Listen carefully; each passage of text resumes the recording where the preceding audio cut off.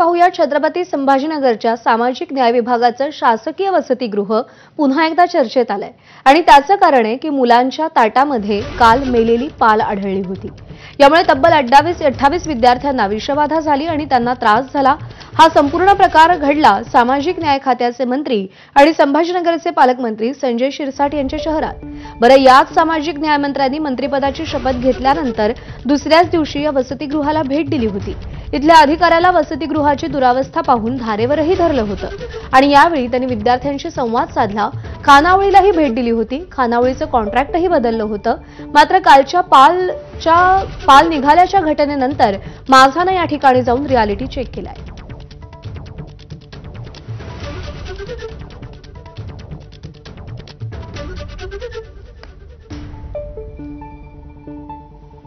दरम्यान याच सगळ्या संदर्भात वसतिगृहाच्या वॉर्डनशी बातचीत केली आमच्या प्रतिनिधींनी, आपण पाहूया। युनिट 2 चे एक वॉर्डन या ठिकाणी आलेले आहेत। आपण त्यांच्याशी या ठिकाणी संवाद साधूया। मला सांगा की इथे किती वॉर्डन आहेत? एकूण 5 पद गृहप्रमुखाचे आहेत आणि मिलिंद आणि संत तुकाराम गृहप्रमुख आणि एक वॉर्डनचं पद आहे। रात्री कुणी अपेक्षित असतं का इथं नियमानुसार सर इथं शासकीय निवासस्थान नाहीये, त्याच्यामुळे थांबायची अडचण असते, पण आम्ही आलटून पालटून थांबतो म्हणजे पण रात्री इथं कोणीच नव्हतं? रात्री नव्हतं सर, कारण मी जालन्याला मुक्कामी गेलो होतो। बर, मग आता रात्री इथं काय घटना घडलीत त्याला जबाबदार कोण? जबाबदारी तर आमचीच राहणार आहे, म्हणजे ज्या युनिटमध्ये जे नियमानं असायला पाहिजे।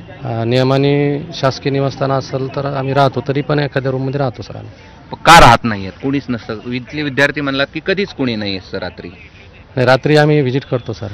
पण नुसतं व्हिजिट करून जर इथं दुर्घटना घडली तर त्याला आम्ही म्हणजे जवळच राहतात जे वार्डन आहे, म्हणजे 1-1.5 किलोमीटर मध्ये लगेच येऊ शकतो काही जर झालं तर। नियमानं रात्री राहण्याची इथं राहणं गरजेचं आहे, पण शासकीय निवासस्थान असणं गरजेचं आहे सर, त्याच्यामुळे थोडी अडचण आहे। ठीक आहे, हे वॉर्डन आहेत, नाव काय तुमचं? आप्पासाहेब होरशीळ।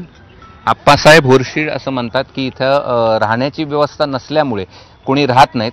आप्पासाहेब होरशीळ सारखे 5 वॉर्डन या ठिकाणी आहेत, मात्र रात्री इथं कुणीही नसतं।